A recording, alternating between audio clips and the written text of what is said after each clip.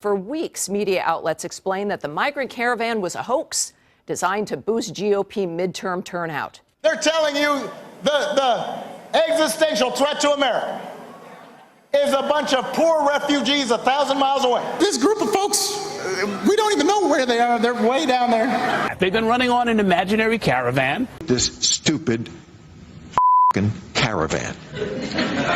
You know, it's a lie that this caravan is a problem of that magnitude. Right. Programming on the caravan was propaganda. One thing we've learned about mass immigration over the past couple of years is that all good people support it. Immigration is the ultimate moral litmus test. When a caravan of poor migrants from the third world shows up uninvited on your doorstep, the decent among us step forward to welcome them in. That's commanded by the moral code of cable news, and more importantly, by the poem at the bottom of the Statue of Liberty. Only bigots and haters slam the door. That's what they've been telling us in the media now for years. CNN's Jim Acosta has made that point repeatedly. Well, it has finally happened. The caravan has arrived. But here's the funny part. It didn't arrive in our country. It arrived in Mexico, in the border city of Tijuana, just across the fence from San Diego. The people of Tijuana are Mexican citizens, so by definition, they are good people, much better than you are. They're more welcoming and compassionate, less selfish and less American. They must be thrilled by the new arrivals. As immigrants, their new Honduran neighbors will grow their economy and add rich new diversity to their culture. That's what low-skilled immigrants always do. Again, a point that Jim Acosta frequently makes. So are the people of Tijuana grateful for this caravan from Honduras? Fox's William Lajeunesse went there to find out firsthand. Here's what he discovered. Should this caravan have been stopped at the Guatemala border? Of course. I agree with that 100%. It should have. Your country have to be beware of these people because they are people, they are bad people.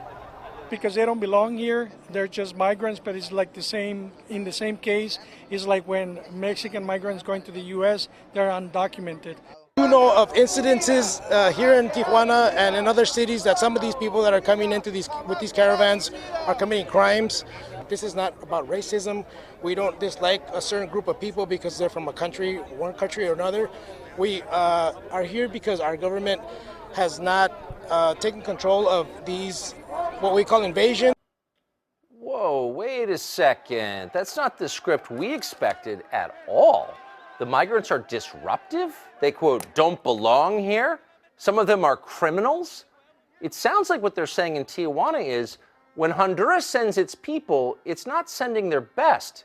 And that's a racist statement, obviously.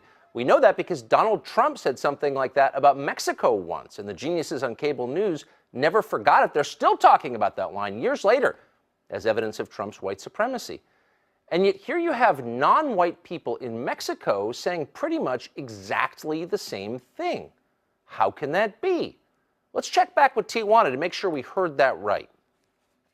Donald Trump tenía la razón. Es una invasión. Lo que dijo Donald Trump es verdad. Es una invasión. Donald Trump was right? Wait, how can someone in Mexico say that? Everybody in Mexico hates Trump. He believes in borders. Nobody in Mexico believes in borders. They're better than that. Well, maybe that was just a lone extremist talking, some crazy person who found a microphone and a TV camera. We better check with the elected mayor of Tijuana. If anyone can speak for the people of that city, he can. Here's what the mayor had to say about the migrant caravan. Ninguna ciudad en el mundo está preparada para recibir esta, si se me permite, esta avalancha, ¿no? Este tsunami. An avalanche? A tsunami? Note the dehumanizing terms he uses. If this were a liberal arts college in America, the mayor might be suspended for saying that. He'd definitely be in some kind of diversity re-education class by now. If he worked at Google, he'd be fired instantly. But he's not a student or a tech drone. He's the mayor of Tijuana, where people can still say what they think without fear of being denounced by Don Lemon on CNN as a white supremacist. So they do say what they think. And in Tijuana, what they think is that a massive and abrupt demographic change is destabilizing to a society, no matter what the color of the people involved might be. It's particularly destabilizing if you're not rich, and most people in Tijuana are not rich. Even in Mexico, they're wary of ignoring the law completely. and treating borders like they don't exist, they know that doesn't end well. Most people know that doesn't end well. The difference is, in Mexico, they can say that out loud. We could learn from that.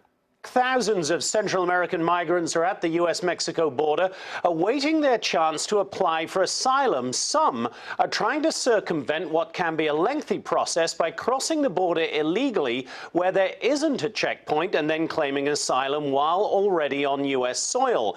It is those would-be illegal immigrants that President Trump targeted in a November 9th proclamation, saying anyone who crossed the border between official points of entry would not be eligible for asylum. But the courts have again ruled against the president, with U.S. District Judge John Tigar, who was appointed by President Obama, writing, quote, "Whatever the scope of the president's authority, he may not rewrite the immigration laws to impose a condition that Congress has expressly forbidden." The Trump administration can appeal, and the case would likely be heard by the 9th U.S. Circuit Court of Appeals, which has already ruled against the president on a number of immigration issues. It's a terrible thing when judges take over your protective services, when they tell you how to protect your border. It's a disgrace. ACLU just sued the Trump administration for the right for people to enter this country illegally. And be able to claim asylum. The Ninth Circuit has lost their minds. Right. And this is going to continue. This isn't so much about the rule of law, it's about an attack on the Trump administration. But when he did this asylum proclamation, he based it on the same general principle as what they call the travel ban. We won that in the Supreme Court. We'll win this. The problem is, until it gets to the Supreme Court, thousands and thousands and thousands of more caravans going to come because of this ruling. Essentially, they're legislating. They're saying what to do. Some judge sitting in some location very far away is telling our incredible military and law enforcement what to do, and it's not right. I know that Chief Justice Roberts, John Roberts, has been speaking a little bit about it, and I think and I have a lot of respect for him. I like him and I respect him, but I think we have to use some common sense. This Ninth Circuit, everybody knows it. It's totally out of control. All righty. Well, President Trump is also warning that he may have to shut down the entire U.S.-Mexico border.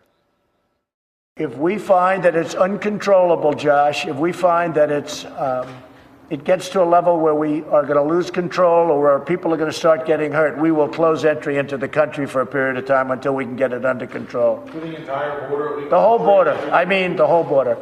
In the many times we've spoken, you've explained that immigrants to the United States from Central America are a net addition to our economy. They're America's strength.